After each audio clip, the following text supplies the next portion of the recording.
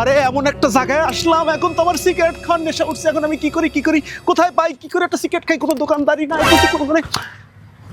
এই তো একটা লোক সিগারেট খাচ্ছে, কিন্তু এই লোক তো আমার চেনা না। তাহলে আমি কিভাবে কি করবো? কিভাবে ওনার কাছ থেকে সিগারেট নেবো? হ্যাঁ, বুদ্ধি একটা পাইছি রে। এই ভাই, এই কি করতেছেন? দাঁড়ান, কি করতেছেন? এগুলো কি এটা কি খাচ্ছেন? এটা ভাই সিগারেট খাচ্ছি।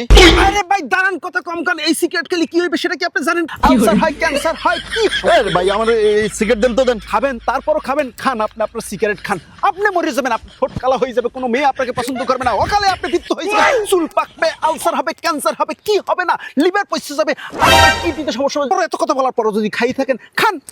এ ভাই ধরুন তো, তাহলে সিগারেট আজ থেকে খাবো না আমি। ভাই আমি ভালো হয়ে গেলাম, আমি স্ট্রোক করতে চাচ্ছে না, আপনি আমার চোখ খুলে দিয়েছেন ভাই। হ্যাঁ, আমি সিগারেটটা ফালাই। আরে ভাই দাঁড়ান, এখানে ফালাইবেন না, এখানে ফালাইলে পরিবেশ নষ্ট হয়ে যাবে, আরেকজন উঠে খাইবে। আপনি যান, আমি এটা ফালাই দিতেছি, ঠিক আছে? লোকটা তো অনেক ভালো, খুবই ভদ্র লোক। বেকুবের ঘরে বেকুব।